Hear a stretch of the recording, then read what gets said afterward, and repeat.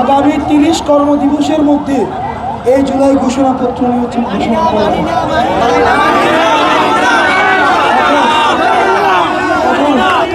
আমি কোনো মন্ত্রী না, আমি কোনো সরকারি সুবিধাভোগী কেউ না। এই আন্দোলনে যারা যারা অংশগ্রহণ করেছে আমরা সবাইকে নিয়ে বসেছি, বসে এই সিদ্ধান্তটাকে পুনর্বিবেচনা করেছি। পুনর্বিবেচনা সাপেক্ষে আমরা সরকারকে বলেছি আমরা আগামীকাল পরিপত্র বা প্রজ্ঞাপন পাওয়া পর্যন্ত আমরা কিন্তু সরকারকে সময় দিয়েছি। অর্থাৎ প্রজ্ঞাপন পাওয়ার পরে পরবর্তীতে আবার আমরা আমাদের কর্মসূচি দেব, সেই জায়গাটি আমরা সরকারকে জানিয়েছি।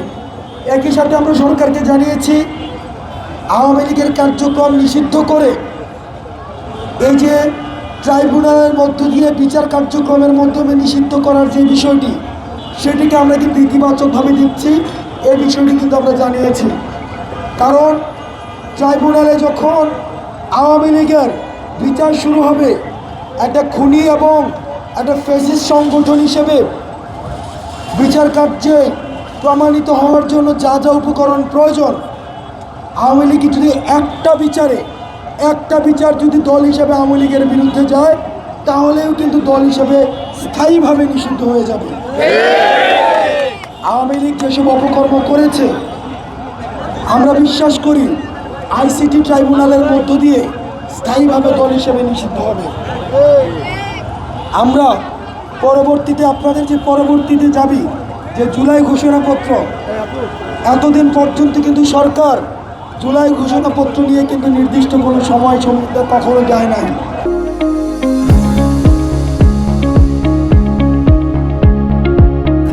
কিন্তু আপনারা যদি লক্ষ্য করেন তাহলে আপনারা দেখবেন গতকাল সরকার যে পোস্ট দিয়েছে সেখানে কিন্তু বলেছেন যারা এই গণঅভ্যুত্থানের শক্তি, তাদের নিরাপত্তার জন্য, সার্বভৌমত্বের জন্য এবং সর্বোপরি বাংলাদেশের জন্য আগামী 30 কর্মদিবসের মধ্যে, সরকার কিন্তু সময় আগে কিন্তু কখনোই উল্লেখ করে নাই, গতকাল কিন্তু সরকার নিজেই সময়টা বলেছেন, আগামী 30 কর্মদিবসের মধ্যে এই জুলাই ঘোষণাপত্র নিয়ে ঘোষণা করা হবে।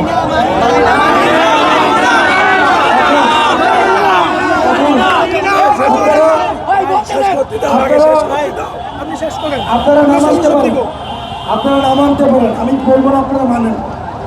আপনারা, আমি আপনাকে বলতে আসি না আপনি মানেন, আমি এটাও বলবো না যে আপনি এখান থেকে উঠে চলে যান। আমি এটা বলবো, সরকার যে বার্তাটা বলেছে এই বার্তাটা আমাদের কাছে কালকে অভ্যুত্থানে কালকে দেখেছেন 1 লাখেরও বেশি মানুষ হয়েছে, এবং জুলাই নিয়ে কাজ করে অন্তত 20-30টা সংগঠন কিন্তু ছিল। আমরা একসাথে বসেই কিন্তু আমরা এই সিদ্ধান্তের প্রতি আস্থা রেখেছি। এখন আপনারা যদি মনে করেন মানবেন না, এটাও আপনাদের সিদ্ধান্ত। সেই সিদ্ধান্তকে আমি বলবো না যে আপনারা এই সিদ্ধান্ত থেকে সরে আসুন, আমি আমাদের সিদ্ধান্তটা বলেছি। এখন সরকার যদি 30 কর্মদিবসের মধ্যে এটা না করে, আমরা আমাদের জায়গা থেকে পরবর্তীতে আবার সরকারের সাথে, আমরা যখনই দেখেছি সরকার করছে না বা করবে না, তখনই কিন্তু আমরা রাস্তায় নেমে এসেছি। আমরা এমন না যে সরকারের সাথে আমরা কোনো ধরনের নেগোসিয়েশনে গিয়েছি। এখন আমি আপনাকে বলবো না, আমি একবারের জন্য বলবো না আপনি এখান থেকে উঠে যান, কিন্তু আমি আমার জায়গাটা স্পষ্ট করেছি, আমি আমার অবস্থান স্পষ্ট করেছি। সরকার আগামীকাল প্রজ্ঞাপন দেওয়ার কথা বলেছে, আগামীকাল প্রজ্ঞাপন দেওয়া পর্যন্ত আমরা আমাদের জায়গা থেকে সিদ্ধান্ত নিয়েছি। প্রজ্ঞাপন দেওয়ার পরে আমরা আমাদের কর্মসূচি দেব। 2 নম্বর বিষয়, 30 কর্মদিবসের